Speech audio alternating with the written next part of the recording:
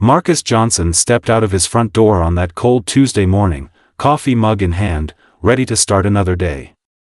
But what he saw made his blood freeze. There, hanging from his porch beam, was a thick rope tied in a noose.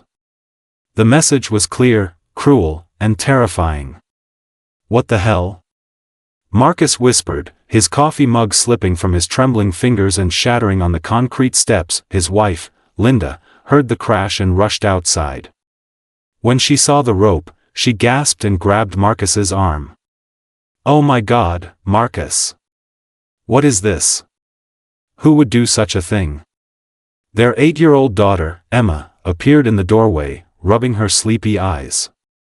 "Daddy, what's wrong? Why is Mommy crying?" Marcus quickly stepped in front of the rope, blocking Emma's view. "Go back inside, sweetheart. Everything's okay." But everything was not okay. Within minutes, neighbors began gathering on the sidewalk. Some looked horrified, others whispered among themselves, and a few just stared with uncomfortable silence. Mrs. Patterson from next door shook her head sadly. "This is terrible, Marcus. Just terrible." Across the street, Billy Carson stood with his 3 friends, smirking. The 25-year-old troublemaker had always been a problem in the neighborhood, but this crossed every line imaginable. Marcus Johnson wasn't just any ordinary resident of Maple Street. For 22 years, he had served as a detective with the city police department, specializing in hate crimes and gang investigations. He had seen the worst of humanity, but he had also learned how to fight back with intelligence, patience, and the law on his side. After retiring 3 years ago, Marcus had dedicated himself to community organizing. He ran youth programs at the local community center, helped families navigate legal troubles, and worked tirelessly to bridge racial divides in their mixed neighborhood. His reputation as someone who stood up for justice was well known throughout the area. Linda grabbed his hand tightly. "Marcus, maybe we should consider moving. Emma doesn't need to see this kind of hatred." Marcus looked at his wife with determination burning in his eyes. "Linda, I've spent my entire career putting people like Billy Carson behind bars. I've testified against KKK members, arrested neo-Nazis, and dismantled hate groups from the inside out. I'm not about to let some punk with a rope chase me out of my own home." He pulled out his phone and started taking pictures of the news from every angle. Old habits die hard, and Marcus knew that evidence was everything. But what if they come back? What if they hurt Emma? Linda's voice cracked with worry. Marcus wrapped his arms around his family. "They won't get the chance. Trust me, I know exactly how to handle bullies like this." Marcus spent the next 3 days doing what he did best, investigating.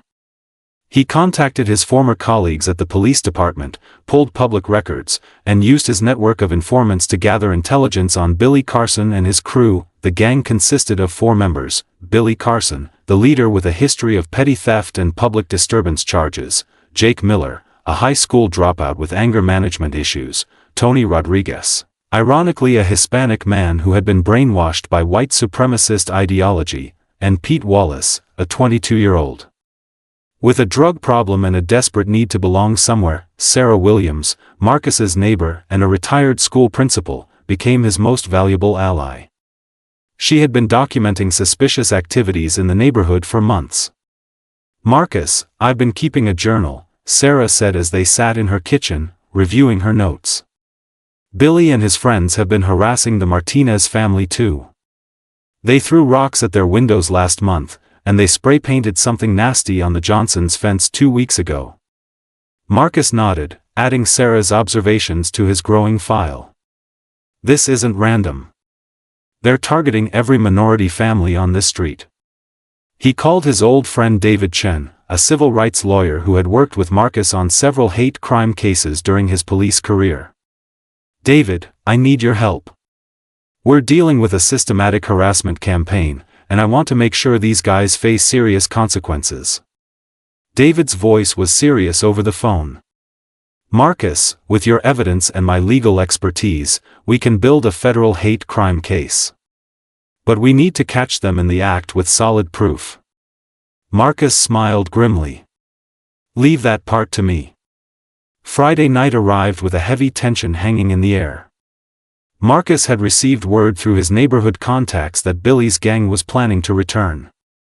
This time, they intended to escalate their intimidation tactics. Marcus was ready for them. He had installed 3 hidden cameras around his property, one positioned in his front window, another concealed in the old oak tree facing the street, and a third mounted discreetly under his porch eave. Each camera was connected to a recording system that would capture everything in high definition. Sarah Williams sat in her darkened living room with her own camera, ready to document the events from across the street. 2 other neighbors, the Martinez family and old Mr. Thompson, had agreed to serve as witnesses from their respective homes. Marcus had coordinated everything with his former partner, Detective Ray Harrison, who was now leading the hate crimes unit. Ray and 2 other officers were positioned 3 blocks away, ready to respond within 60 seconds of Marcus's signal. At exactly 10:30 p.m., Marcus heard the rumble of engines approaching. Through his front window, he watched as Billy Carson's pickup truck rolled slowly down Maple Street, followed by Jake Miller's beat-up sedan. Marcus pressed the record button on his backup audio device and sent a quick text message to Detective Harrison. They're here. The trucks parked directly in front of Marcus's house.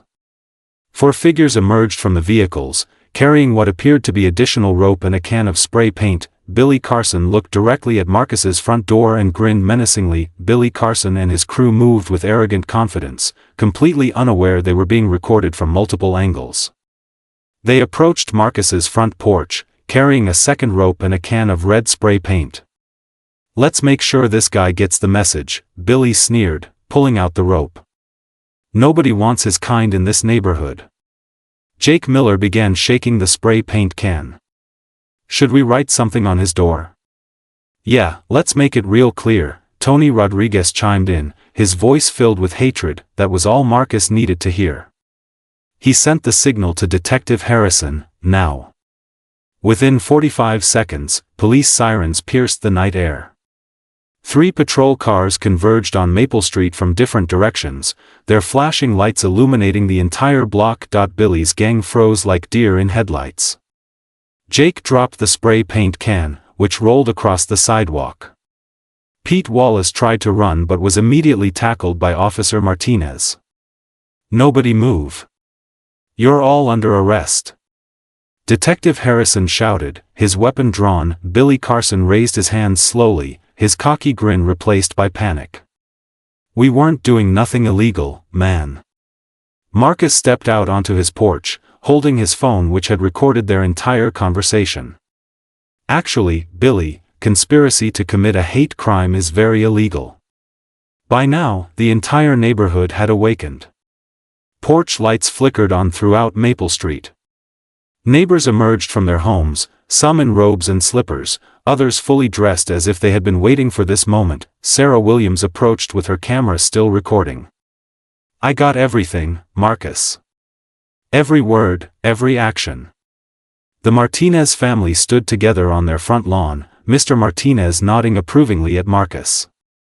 Even families who had previously remained neutral in neighborhood conflicts now stood openly in support. 3 months later, justice had been served in full. Billy Carson received 2 years in federal prison for conspiracy to commit hate crimes and intimidation. Jake Miller and Tony Rodriguez each got 18 months, while Pete Wallace, who cooperated with prosecutors, received 1 year of probation and mandatory community service. The evidence Marcus had gathered proved overwhelming in court. The recordings, photographs, and witness testimonies painted a clear picture of systematic racial harassment that violated federal civil rights laws, but the real victory went far beyond the courtroom. Maple Street had transformed into something beautiful.